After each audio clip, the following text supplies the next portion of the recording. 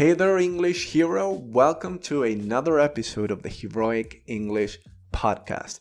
I'm Max, your host, and there's a good chance that what you believe works best for your learning is not actually as effective as you think. That's because many times we just accept popular beliefs about effective learning and a skill practice, and we never actually question them.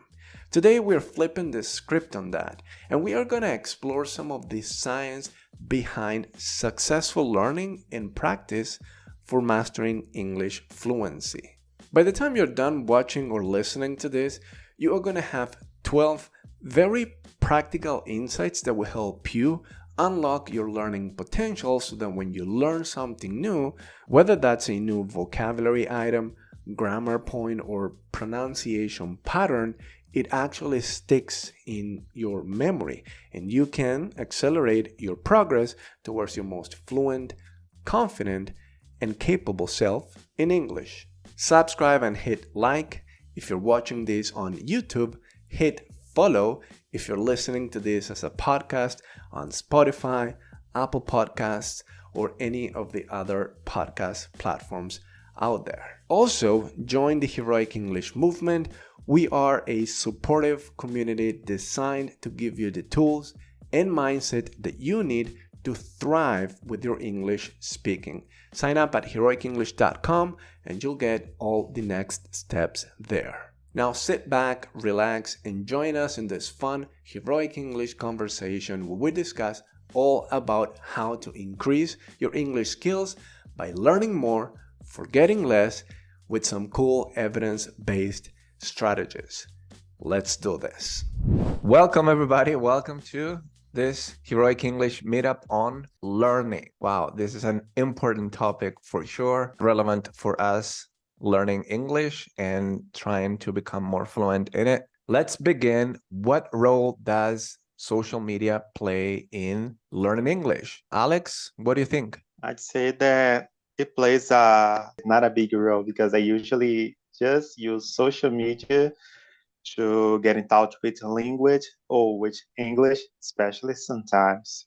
Sometimes when I don't have anything to do, I just go to social media like Instagram to check some videos, and then I found a lot of videos with especially teachers because I usually follow teachers on Instagram, and then I received some tips related to English grammar, vocabulary, and expressions. I'd say that if we consider YouTube like social media, it could be a big role when it comes to my English learning as well. Yeah, I mean, YouTube is in the border of like, is it a social media or is it just a video platform? Not really a social media platform. Like some people will argue that it's social media, like Facebook and Instagram. Some other people will say maybe it's not really exactly like that. But awesome. Thank you for sharing, Alex.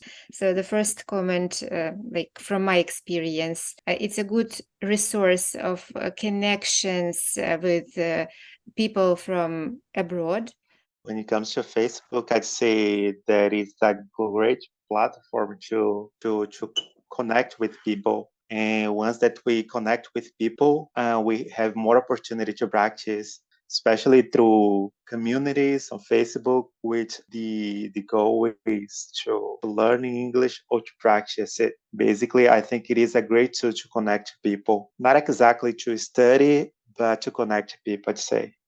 Yeah, and we're gonna delve deeper into the concept of like study or focused learning in a little bit and how social media fits into all of that. Excellent, Alex. Martin, what are your thoughts on this? Well, I think social media is a great opportunity to learn and practice English. Before social media, we don't have that opportunity. I remember that you have to buy maybe a course, many books or videotapes to learn English.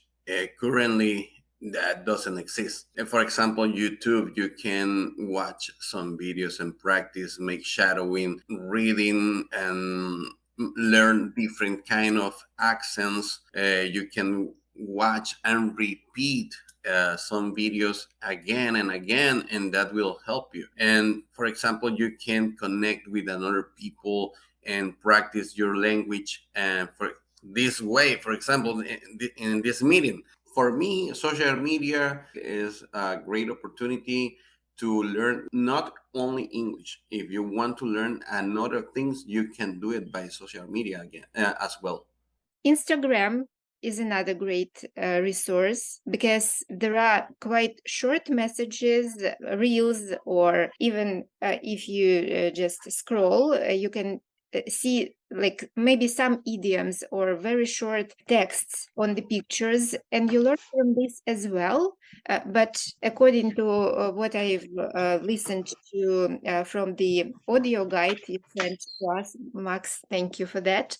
That's better to elaborate on what you read and apply, because like active retrieval works much better, yeah, for us just to memorize what we've learned. Yeah, I think they all have a place. Like even like the one that I kind of like hate a little bit, which is TikTok. You know, this like short, fast-paced content and just watching like 100 different pieces of content in like 10 minutes. Even that has a place, I think, for like just consuming the language, right? It's gonna miss that producing the language piece, but there's a place for that. There's a place for just sitting back and just getting input, right? Of course, like TikTok and Reels come with with all sorts of different things. So you're gonna receive things in your own language too, things that are just going to distract you. And there's like always like a sweet spot of, okay, am I spending way too much time here, where to the point where, okay, I'm still consuming the language, but I'm not using this time for something more productive, which could be using your English or just doing something else that pertains to your life that you should be doing. There's one crucial thing that comes before any technique, method, or strategy, no matter how effective they sound. If you don't have this at the foundation of your learning, you won't be able to unlock your full potential in mastering English. What I'm talking about here is self-belief. How is self-belief important for learning or improving a skill? Believing that you can actually get better in that skill or like speaking English. How important is self-belief? For me, I think that self-belief it's so important for learning and of course for improving our skills because I can say from my experience, if you don't believe in yourself, you stop doing anything and you never achieve your goal. What I think about self-belief is kind of like a cycle where if you lack self-belief, you're not going to take as much and as good quality of action that you would if you actually believed in yourself. Like when I tried to learn Portuguese, I didn't really have this belief that, okay, I will get to intermediate level even. So I wasn't even trying that hard. I wasn't even doing it that much, which leads to fewer results. Fewer results or bad results or not results at all lead to, it kind of like validates this belief that, okay, I'm not going to be able to do this. But whereas if you have a strong self-belief, it's different, and you take more action, you get more results, and you in turn get more self-belief. But sometimes it happens what you just described. You don't have the self-belief, but if you sustain the learning long enough, you will like start to kind of like stumble upon results, more and more results, and that it's going to kind of like change the course of your learning. It's happened exactly with going to the gym for me. And this is something that I already expect when I start the gym after a while. I know like the first week is going to be not going to feel that great, but my mentality for that is just continue going. Like don't miss a day. Don't skip one day. Just go to the gym the 5 working days of the week. And then it's going to like, you're going to turn that corner, I think. And you're going to start feeling the process. You're going to start feeling better. You're going to start feeling stronger.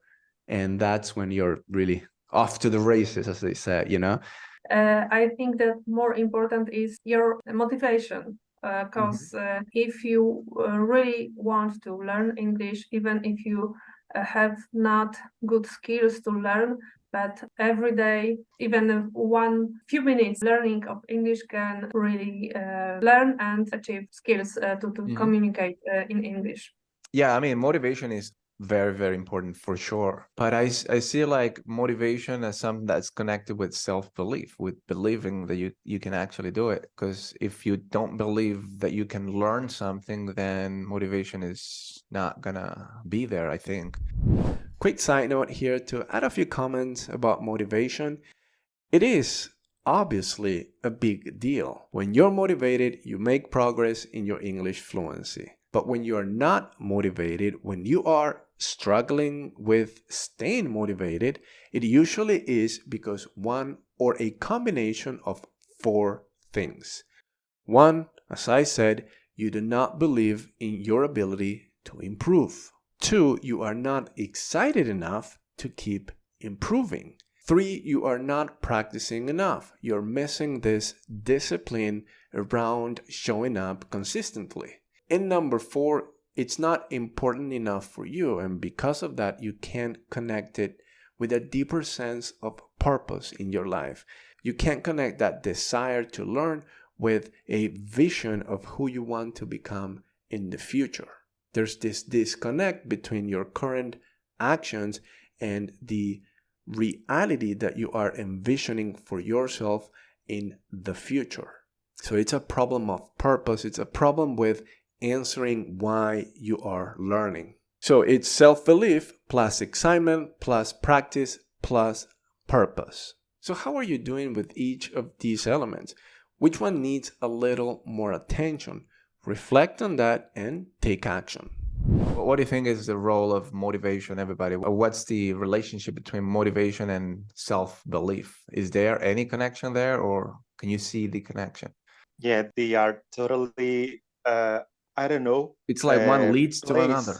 It's like one leads to another. Like I can't think of anything really that I've learned that I didn't have self-belief for. What do you think, Martin, about this? Well, guys, I think self-belief is really important. If you want to achieve something, if you want to increase some skills, you have to think positive every day, and that will give you great motivation. You have to get up every day and think, today I will do it better. Today I will achieve another step. Every day you have to start with a positive mindset. That is really important. Yeah, I agree with that. For sure, you have to have a good attitude for learning. Martin here really nails it when he talks about the power of a positive mindset. Couldn't agree more with him on this one. If you caught the first video of the Heroic English podcast, you know that the positive mindset is one of 4 mindsets for English fluency, together with the growth mindset, the entrepreneurial mindset, and the challenge mindset. If you missed that first episode, or if you are wanting to go back and revisit those ideas, I'm going to put the link up on the right corner of the screen and also down in the description of this video. So go and check that out again, or for the first time. I think you're going to love it.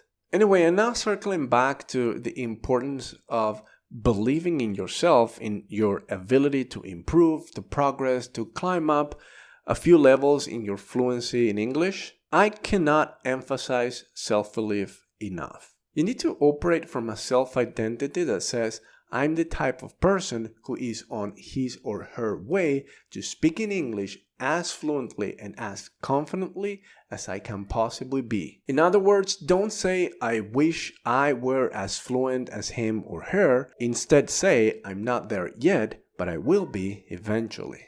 And this is really powerful, because when you truly believe this, you will take action. You will put in the work, put in the effort.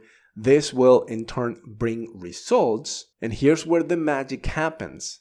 This will reinforce your self-belief and your projection. This projection that, okay, I'm the type of person who is on his or her way to speaking English as fluently and as confidently as I can possibly do it. As you go through the revolutions of this cycle, you're going to start to love it, because you see the connection between your efforts and the results, which is a key ingredient of keeping motivation alive. You'll surprise yourself and you'll get to a point where you're going to be really proud about the progress that you've made. So we're going to read something here. I'm going to put it in the chat. It's not a lot. Well, it's just a paragraph. As a way to kind of like introduce the idea here, it's a reading passage from the book Make It Stick, The Science of Successful Learning. Anyway, so people generally think about learning the wrong way. Research into how we learn and remember shows that much of what we take for gospel about how to learn turns out to be largely wasted effort. Anyone knows what take for gospel means? That idiom? No? If you No. take something for gospel, it means that you, take that as the truth. Like you don't even question it.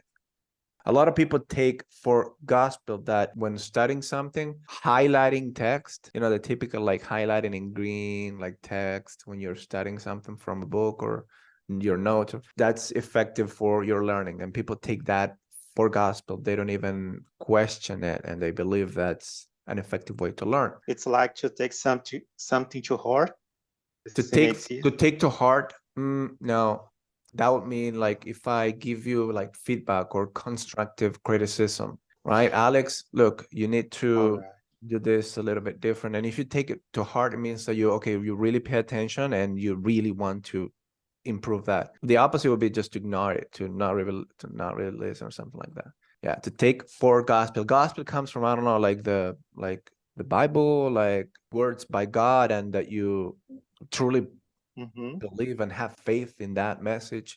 Anyway, so that's take for gospel. There are certain things that we do to study, to learn, that we are taken for gospel, but they're not questioned, and it's a good idea to start, thinking critically about something. Anyway, I'll continue here.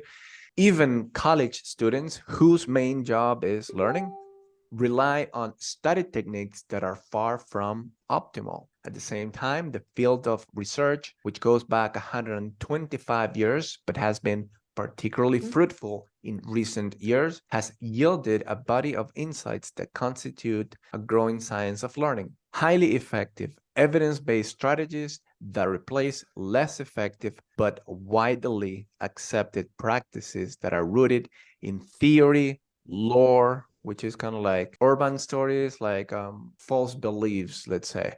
But here's the catch. The most effective learning strategies are not intuitive, right? They're not intuitive. So a lot of things that we do to learn are not really effective, and they're not rooted in evidence, and they're not very effective.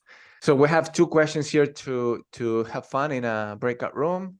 How do you usually learn new information? I know you guys discussed in your one-on-ones or small groups, and just wanted to bring everything together as a big group here right now. What are some of those ideas that came up and you shared?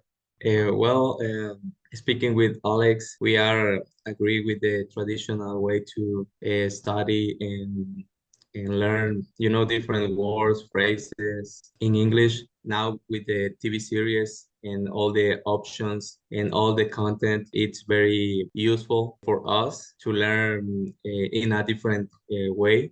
That's actually what we want to talk about, like the next question, the next topic. And learning things in a passive way is absolutely essential. It's just as important as the opposite of that, which is actively learning something. And there's also like passively absorbing information, which is essential. Does anyone, like when you watch a TV show, so you learn maybe something new in a passive way without really looking for it or like focusing or concentrating too much? Does anyone like take it another step and actually maybe write down the word on your vocabulary log or vocabulary notebook or something? Does anyone do something or like a step further? Yes, I do. For example, right now I'm using Anki. I know a lot of people don't like it, or people say that it's boring. I personally think it is boring, but I think it is an effective way to memorize vocabulary, because you need to see the same word over and over in order to acquire that word or that expression and vocabulary. Now, let me actually hit pause on that for a second, because I thought that what Alex said was really interesting. He describes his process for learning new vocabulary as quote unquote boring, and I think that's fascinating. Here's why. We're always eager to buy into this idea of learning English while having fun. There's nothing wrong with that. We want to make our English learning process as entertaining and as enjoyable as it can be. Now, with that said, you'd be surprised to discover how much you can actually endure boring learning activities that you know they can be effective when you truly embrace them and you start to engage with those learning activities. I'd even tell you that when you stick with that boring activity for long enough, you'll start to see some positive results and you'll start to appreciate it as something that's actually not that boring. That actually happened to me, and I'll talk about just one example. I could mention many more. It happened to me when I had to learn the International Phonetic Alphabet, also known as IPA. So I wasn't really excited about learning this. I wasn't excited to learn IPA at all. Like, for me, were these weird symbols that I knew represented sounds in English and how words are pronounced. But I wasn't really excited about the idea of studying that and learning that. At the same time, I knew that I had to learn that if I wanted to pass some of the exams that were within the curriculum of my English teaching program in college. So I thought, boring or not, I have to embrace learning IPA, learning these symbols, whether I like it or not. I had to do it. So here's what I did. Every morning, immediately after waking up, before even getting off the bed, I spent 10 minutes looking at these IPA symbols and, playing the sounds that correspond to each one of these symbols. And I was looking at examples and I was doing different things, but I was really focused on that just for 10 minutes right after waking up. And in the beginning, it was a bit tedious and, to your point, boring. But by day 3 of this process that lasted 2 weeks, 14 days, I was already kind of enjoying it. So when you connect your desire to master fluency in English with your vision of who you want to become in the future, you can appreciate that not everything needs to be learn English with songs and learn English with video games. Learn English and always be entertained and stimulated. Not everything should be like that. And when you are serious about improving your English, your attitude is one of, whatever it takes, I will improve. I'm not saying you should quit having fun and just do all the boring stuff. That's not a good idea either. What I'm saying is, don't be afraid to drop your smartphone and include 10, 20, even 30 minutes per week doing things that are considered a bit more boring, whether that's for learning something new, absorbing new information, or engaging in some kind of skill practice. And let me bring this point home with the following. We live in a world of such constant screen stimulation that boredom, especially if it's off screen, can be a real game changer in your English learning journey. Hashtag bring boredom back. I'm just saying, you'll be surprised at the results you get by embracing a few of these quote-unquote boring strategies for your learning. Let's continue with the Heroic English conversation. While I'm watching something, especially TV series or movie, I really like to add those expressions and vocabulary in my Anki in order to memorize it. Yeah. I never actually used Anki myself, but I believe in the technology that it uses, and which is based on the normal way, the human mind works. Anki, it is application or it is the form how to learn or method how to learn the new vocabulary? Good question. It's an application. Anki is an app, yeah. Uses spaced repetition, is this concept that comes from psychology or learning, and Anki has built the technology around that so that, okay, you learn a new word today, like take for gospel. So you learn a new word today, but maybe 3 days from now you're gonna forget it, or maybe not really completely forget it, but you're gonna start in the process of forgetting it. So that's when the app knows how the human mind works, and so it's gonna do it like, okay, before you forget it, here's the word again. look at it, cool, got it. Okay, now that reinforced your memory of that, and maybe you're gonna be able to like remember for 10 more days. So when this 10 more days happen, take place, like Anki's gonna, hey, don't forget this, remember, and then you reinforce that. Maybe 3 months from now, I don't know exactly, I don't know how the timing works, Alex, but maybe 3 months from now, that process starts again of forgetting. So it's gonna like bring it up to you one more time. After that, yeah, it's pretty much kind of like burnt in your memory.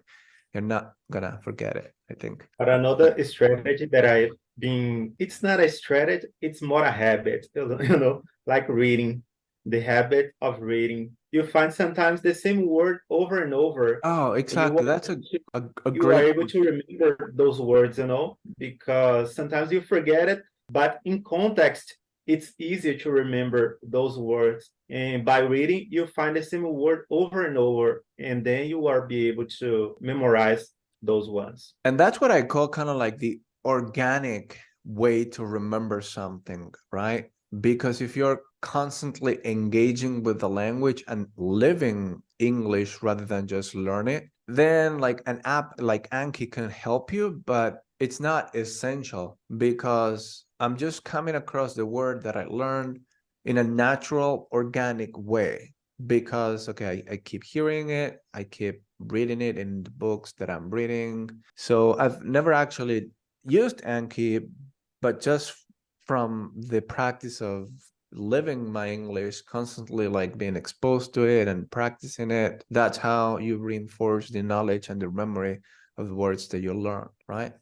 Well, in my case, I agree with Alex because I use three things. I read aloud and repeat the words sometimes to practice my pronunciation and try to learn the word.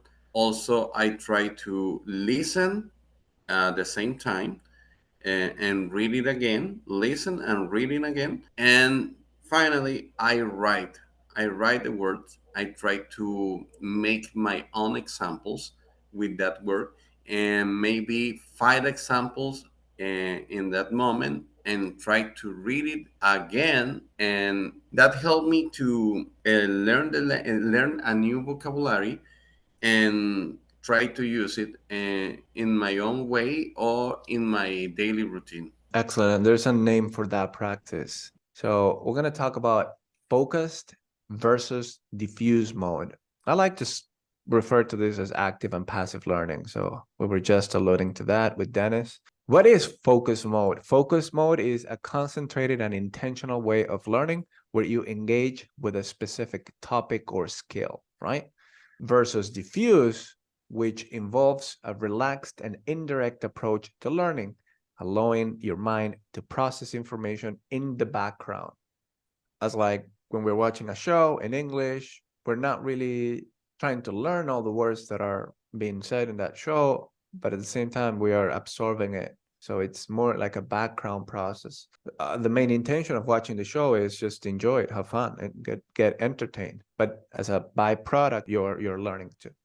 So focus mode requires full attention, right? Versus diffuse mode that happens when your mind is not actively focused on the task, often during breaks or rest periods. Even like if you're like going for a walk, maybe you're thinking about what you learned in a relaxed, not intense way, or maybe not even thinking about it, but your mind is still kind of like solidifying that knowledge, that piece of knowledge that you gained by doing something in focus mode. An example, like a real life application of focus mode, is studying a particular grammar rule, memorizing vocabulary, what we were talking about just now, and practicing a specific language skill, maybe pronunciation, reading aloud, something like that. And an example of diffuse mode, letting your mind wander, or taking a walk after studying, giving your brain the chance to make connections subconsciously, sleeping even. Some questions here to discuss, guys. We're going to go on some breakout rooms again. 3 questions. Feel free to just discuss one or maybe start with the third. Like, feel free to really dictate how you want to discuss and approach the conversation in that breakout room. Let's discuss this idea of active versus passive learning, focused versus diffuse mode. Think about how that is incorporated in your routine for learning English. Right now, for me, I do close to no focused learning. I don't do that anymore. I just learn by passively engaging and just, doing things. So that's a different, and it'll give you an interesting perspective, like when I discuss that in the breakout room that I joined. Perfect. But yeah, see you in a little bit. Now, in my own learning, I've always given the balance between active learning and passive learning a lot of importance, because I think that when you get that right, it can be really powerful to help you accelerate learning and results. And there is active learning, passive learning, and practice time. So it's these three things that are absolutely essential when it comes to learning new information and consolidating that as skill for like speaking or listening or anything really. So let me actually break this down a little bit. Active learning or focused learning is that time when you are concentrated on something that you want to learn, new information you want to absorb, or maybe skills that you want to acquire. You're going to be in a focused, non-distracted state, and that's how you maximize your time for focused or active learning. Now, the problem with active learning, if we can even call it a problem, it's just in our nature to get tired and we can only focus on any given thing for so long. But the problem, again, is that it's fatiguing and it takes a lot of effort. You're in this state where it's intense. You're making this big effort to learn something or to get your head around a new grammar point, maybe, if that's what you are focusing on. The thing is, it takes effort. Effort is good because remember, learning is more meaningful and long-lasting when it's effortful. So embrace those moments of effort because that is a key part of the process. That's active learning. Now, again, as I said, active learning, you can only engage with it for so long because you're going to get fatigued. Now, passive learning is just the opposite. It's just about going through life, not doing anything other than just engaging with life, and that's all you need. One of the benefits is that you get yourself a break from those moments of high intensity focused work, and you just don't do anything other than just go through life and engage with it, provided you get English input. So you just be sure to watch movies in English, TV shows in English, play video games in English, listen to songs, listen to music in English, maybe be part of a community where English is the standard, is the spoken language. So maybe it does take some effort in the beginning to just set up certain things in your life so that you are sure to be getting input in English. Once you have that, you are going to be in a position where you can connect the dots between what you learn in your focused learning time, because maybe you learn something new, a new vocabulary item, and then you're going to see it being used in this other TV show, for example, and that's how you connect the dots, and what you learn there in that, say, vacuum of time studying or learning something, you connect it with real life. So passively learning is all about living your English. And then you also need practice. Practice is essential as well. So it's these three things: active learning, practice, and passive learning. As far as the ratios of dividing your available time between these three things, and this is what I mean by getting the balance right. So say that you spend 2 hours per week in focused learning. Then a good rule of thumb, in my opinion, is multiply that by 4, and that's how much practice you should be doing. So if you're doing 1 hour of focused learning, you should do 4 hours where you engage in skill practice, whether that's conversation, maybe practice speaking alone, or practice writing. Yeah, one of the active skills, writing or speaking. That's what I mean by practice. Practice is active as well. And then your passive time, your passive learning is everything else. Sleeping is also passive learning. It's just resting, which helps your neurons to make the new connections and consolidate what you're learning. How do you typically approach focused learning when it comes to improving your skills? Do any one of you do any type of concentrated focused learning, active learning with English? Yes, actually I do. Mhm. I find it more useful than like the background is another one. Because when I'm not focused fully, especially when I try to learn something, maybe not new, but not the things that I don't master. So if I don't have this focused one, I think it's very useful because I have to pay attention to understand something and repeat something. So for me, that works better. Yeah, that's a great point, Agnieszka. The thing is, you can only keep a focused approach for a very limited period of time because it's very energy demanding. You can do that for 20, 30 minutes, maybe an hour, but you can't do it like that for 8 hours. However, like Yes, I you noticed. Yes, I noticed that because sometimes even after like 10 minutes, I started thinking about something else it's and it's switched it's to it's something fatiguing. else. It's fatiguing. Is it gets you tired. But then the advantage of diffuse mode is that there is no really limit to the time that you can use to engage with it, right? In a week, you're learning in a diffuse way for, I don't know, 30, 20, 30, 40 hours a week, pretty much your waking hours. So it's all about like that balance. And for me, it's important, obviously, the focused active learning. It is important and it has a place, and I think it's essential. And a lot of people talk about learning and mastering English without never really concentrating on anything, just, by, watching TV show and just hoping that enough is going to give you all the tools, all the different things you need to speak English fluently. I don't really believe in that, but, some people do. So now I'd like to clarify something here because earlier I said that I don't personally engage much in active or focused learning anymore. But I also just said that I don't believe that you can expect fast results and really even just get to higher levels of fluency if all you're doing is just passively learning the language.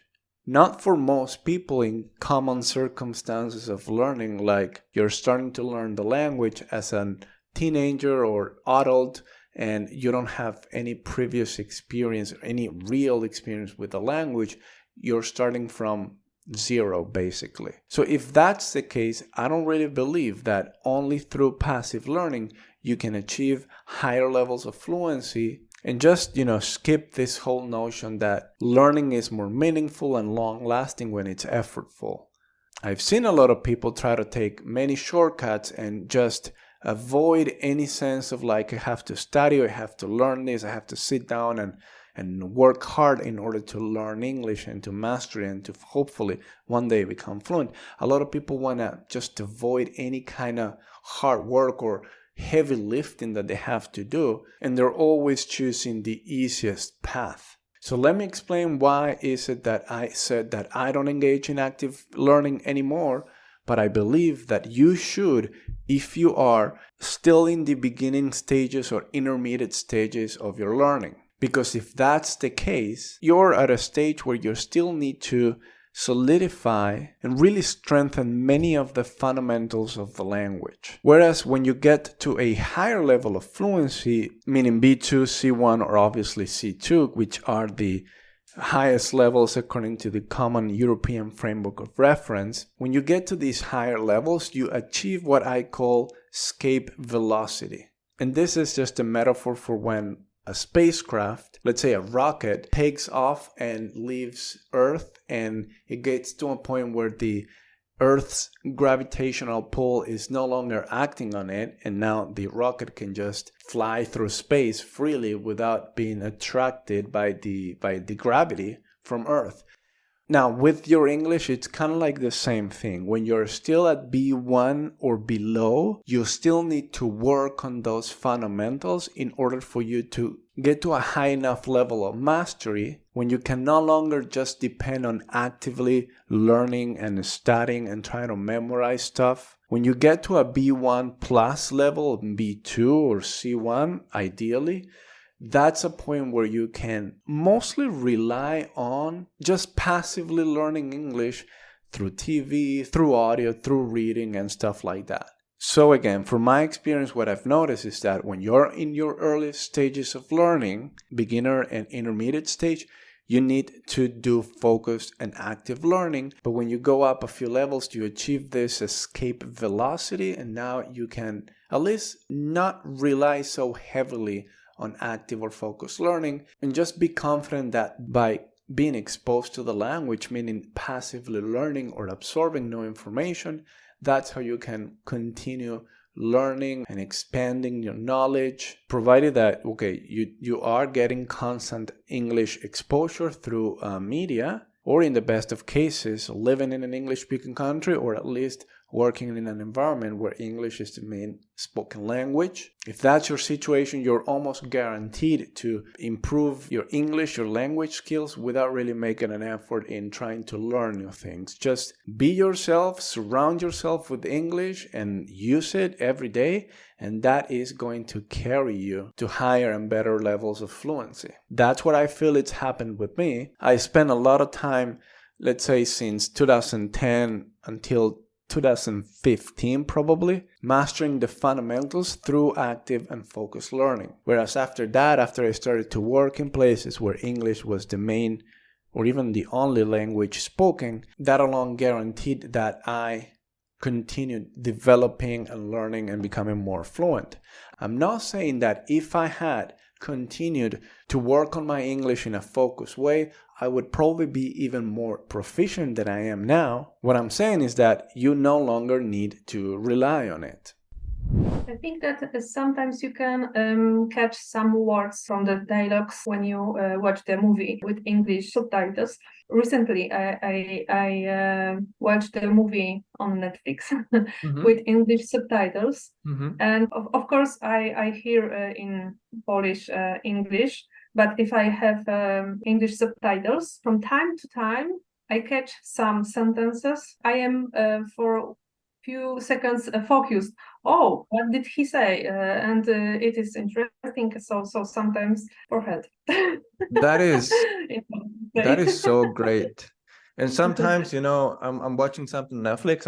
Even my wife understands English. Sometimes she prefers to watch something in Spanish. I'm not like that. I'm always defaulting to English as the language. Oh no, actually, when, for example, it's an Argentinian TV show on Netflix, we're gonna listen to it in the original language, but I always like to turn on the subtitles, the captions in English, because I take everything as a learning opportunity. And yeah, I sometimes I love observing how a translation was made and thinking about the logic behind that, exactly what you're saying. And that's a quick moment of concentration sometimes, like, okay, oh, interesting, that translation is interesting, does it make sense? Like, you start to think about it critically, and that process is great for learning.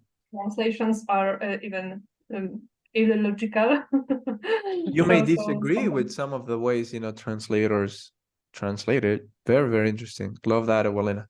When I try to learn without subtitles, I don't understand everything, so I have to turn it back, and I think I waste time.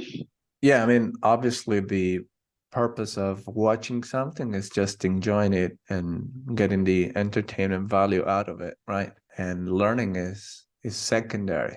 But yeah, it may be that you're at a level where, I mean, you can follow specific TV show, but there are some parts that are just going to be just beyond your skill level. But that's great, actually. Yes.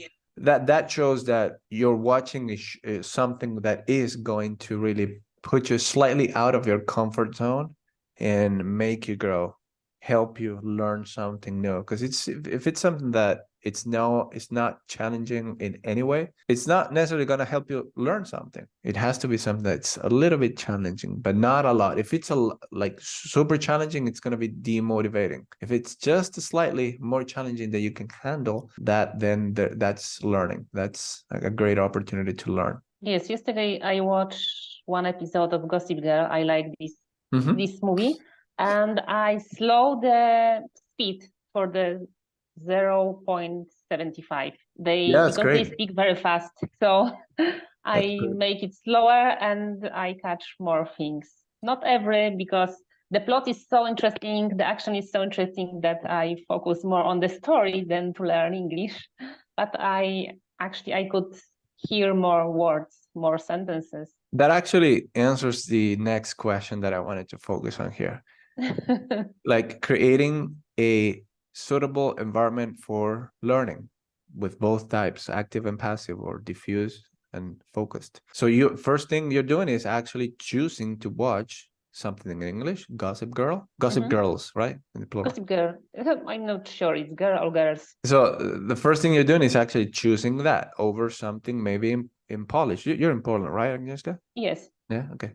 Yes, when I watch something by myself, I try to watch everything in English. But with my husband, I watch in Polish. Even we choose the Polish lector with my husband. But when I watch something alone, I always because of my learning. Yes. Yeah, you have to compromise, right? Because yes, but it's not happens very often. Yes, like we watch on weekends. So yeah, that's great. That's great. You know, creating that environment. Excellent. And Welina, how do you create an environment for learning like this, active and passive, focused and diffuse? Oh my gosh, I don't know if it is maybe just meeting with some real person in your life gives you a chance to focus on speaking with other people. So now in this last section of this video / podcast, I introduced 3 terms that are used in the context of learning and cognitive psychology. They are active retrieval, Corvals, and elaboration. Let me just share some other concepts, ideas, which is a lot of what we've discussing really. Active retrieval, Corvals, and elaboration. Does anyone know what a Corval is? Another vocabulary quiz. A Corval. It comes from the sport of baseball. And even though I don't know anything about baseball, I do know this idea. There's like the pitcher, the one who actually with the ball and throws the ball to the other player with the bat. And if I throw a ball to you that it's straight, it's going to be relatively easy for you to hit the ball. However, if I throw a curveball, it's going to be harder. A curveball is you have to actually give it like a spin. The thing is, the ball is not going to be straight to you. It's going to be like the ball goes like this, and it's going to be really hard for you to hit it. So the idea of curveballs when it comes to your learning, we're going to read that in a second. First, active retrieval is a learning strategy where you actively recall information from memory rather than simply reviewing it. It involves self-quizzing, summarizing, or teaching the material to reinforce learning. Like, have you ever, wanted to master some piece of information by reading something, and all you kept doing is, highlighting something in a text, then reading it again and again and again, which is it's easy to do. It doesn't require much effort. What's effortful is maybe, reading that, putting the book away, and then trying to remember what did you just read. And it feels like heavy lifting. It feels like, this is hard. It's not impossible. You can do it if you think hard enough, but it's uncomfortable, right? It's like remembering something, like making an effort to remember something is uncomfortable. It doesn't feel good, but that's where the most valuable learning happens when you do that. Think about like how we actually practice actively retrieving something we know, but it takes some effort to actually remember that, to actually use it. How does that happen in our routine of using English, right? How do we actually do that active retrieval in our day-to-day English use? If I'm trying to say something, I don't remember the word, and you see me go, what's the word? Which I actually have done it a few times now, just now, this goal. That's actually healthy, because once you actually remember it, then the next time you need to use that, it's going to be easier for you to access that. You've moved that from your passive vocabulary more towards your active vocabulary just by making that effort. It doesn't mean that it's going to live there in your active vocabulary forever. Eventually, if you're not using it, it's going to go back to your passive vocabulary. That's okay. For example, during this session, I couldn't remember for the words when you would like to make the shot from the screen, snips or something this. Screenshot? Yeah. Yeah. When you want to cut picture or something. Screenshot. screenshot, but the tool means snips, as the scissors, something this. That's a snippet, yeah. Yeah, I couldn't recall during the session this word, so I am trying to recall what is the word. And now, okay, I will know it because I talk with you about it. Yeah, so that's maybe next time I will remember it. Yeah, even right now is next time because you used the word snip to explain the process of remembering it, and you didn't have to work hard to remember the word snip again because you just did that hard work a couple minutes ago. And yeah, maybe like if we reconnect a week from now and you need to use the word again, it may be the case that you still need to work hard to remember it, but maybe not. Maybe it's closer to being a part of your active vocabulary, which is the ideal state of like for words to live in that part of your brain that's active. It has a limit too, right? There's only so much that we can hold in our active memory. But as far as the passive, it's just endless, and it's this is the difficult because usually we have the passive vocabulary is that huge. We know a lot of words, but how to make it active them? Thanks, love it. Let's do the other one. All right, so curveballs refer to unexpected challenges or variations in the learning process. They can be obstacles that require adapting and problem solving, contributing to a more dynamic and resilient learning experience. Now, curveballs are anything that add a variable to what you are expecting. If you've learned English mainly by being exposed to, say, the American accent, a curveball would be to all of a sudden be watching a movie or a TV show where the English spoken is from Britain, or even a much more specific, because Britain is very broad, right? British English, I mean, is very broad. But say like a very specific accent from Great Britain, like a great TV show for that would be Peaky Blinders, which I'm told is a show where they speak with really weird British accents and even like a mix of different British accents. This would be a curveball because you're used to the American accent and all of a sudden you're challenged to understand and try to keep up with this show where the English spoken is vastly different from the American accent. Yeah, you can help yourself with subtitles, but still this is going to present something new, something novel, and this variable, something that you're not used to. And conversation is the ultimate for me, again, like curveball after curveball, because you're just immersed in a conversation. I could ask you a question that you're not expecting, and then you're going to have to use the words that are necessary to answer that question. So that's like the beauty of conversations. Yeah. Any ideas want to share? I can share only my experience with curveballs because usually I have the topic in English with speaking is an abstract topic. Yeah, the mindset, how you learn English. But the last time with my English teacher, we switched to a scientific topic about the Earth, how it rotated around the sun, why we have the seasons in our Earth, and he challenged me to explain it, and I was and now to need to find all vocabulary, all the systems, and it was the challenge because I need to switch from one vocabulary to another source of vocabulary, but I haven't used it from my primary school. So it was sometimes it's very good to be punched with the English conversation topic. Great example. And lastly, we've got elaboration. And I think Martin was talking about it earlier today. Like when you learn a new word, then he would think of sentences where he could use that word. Elaboration involves expanding on new information by connecting it to existing knowledge or explaining it in your own words.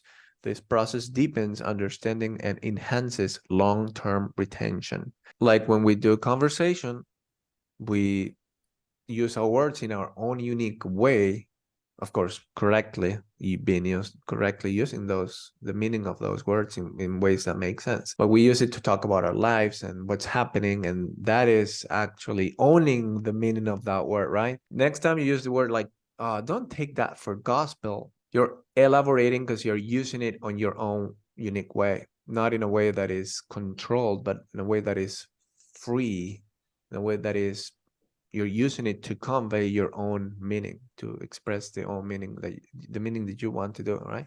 With that said, any other ideas, any other thoughts, closing remarks as we wrap up today's session? It's a good topic. Yeah, sharing absolutely. the methods how we learn English. I would like to say that, well, for me, in my case, one of the most effective ways is repeating and repeating, repetition Yeah. until you get that could be the vocabulary or the pronunciation sometimes, or I don't know, what everything that you need to do it and do it and do it and refresh that knowledge. Because yes, sometimes we can use a word in a specific moment, but then we can forget. But if we can repeat and repeat and repeat, then that knowledge will be in our brain and we will have, like for long term, you can learn by heart or in your mind, you will have that word. Yeah, you finally own it. It's part of your vocabulary and Correct. it's solidified, consolidated. I just would like to add the importance of expose ourselves to different contexts that we can find the Corvals. same word. Exactly. If we expose ourselves to different contexts, we can see the same vocabulary, the same word, but being used in a different way. I think that helps us as well to retrieve the word or the expression, vocabulary, whatever. Yeah, that's a great trick for learning. And Yes, so we saw active retrieval, Corvals, and elaboration, and I didn't really cover the other one, which is Anki's superpower, which is space out repetition. Repetition, to Maximo's point, with the special ingredient of spacing it out. When it comes to memory, Maximo, you were referring to maybe building skill of like maybe the pronunciation. Repetition is key for that, or repetition in remembering a new vocabulary item. Great, but when it's spaced out, because it's Maximo, it's better like say, okay, the word Corval, say it like 10 times. I can say it 10 times, Corval, but it's not going to be effective if I say it, or as effective if I say it's 10 times within this minute. It'll be much more effective if I space it out throughout the next 6 months, for example, like as far as remembering it, internalizing in it, right? If I say it like right now in this minute, it's going to be good for pronunciation, but not necessarily for memory. Memory is a whole different animal. It's different. And you need to give it time to test it, to see if actually after 3 months, you still remember the word, for example. That was great. That was great, by the way. Great insight. I just would like to add just one more thing. Learning is also related to connection. If you can connect with something that you're doing in order to learn, that could be a great way to retrieve what you learn. For example, if you are listening to some movie, try to do with some movie that you enjoy. If you're listening, like to listen to podcasts, try to do it with people that you like, because learning, the process of learning, it's also related to emotions. So when you have the opportunity to connect your emotions with together with what you learn, I'd say that's a great way to retrieve information in order to to develop your knowledge.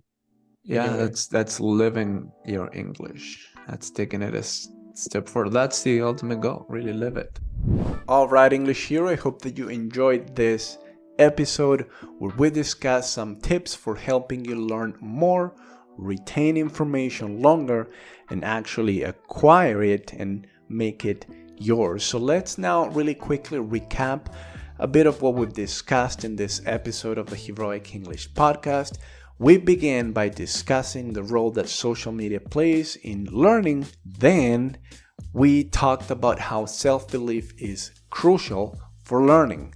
We also considered the elements that make up motivation, that's excitement, practice, purpose, and the one I just mentioned, self-belief. So these four elements make up this idea, this feeling of being motivated. Then I made a case for how embracing boredom in learning can be a complete game changer, especially in this world of hyper stimulation with screens and with all this noise.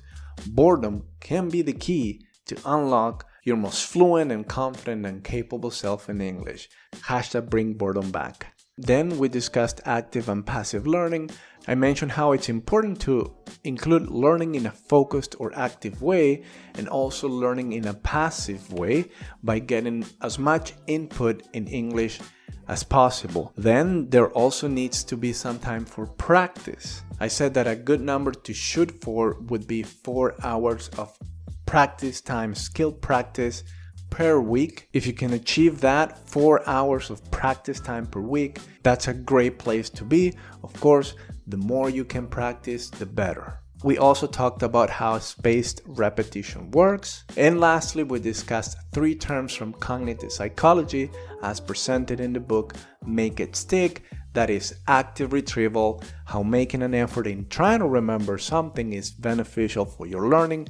Then we also discussed Corvals, which basically is adding unexpected variables when you practice, and elaboration, which is taking what you learn and connecting it with something that's true for you, taking the information and actually using it in a way that's personal and you're actually using it in a real life situation. So if you found value today, subscribe and give this video a like if you're watching it on YouTube.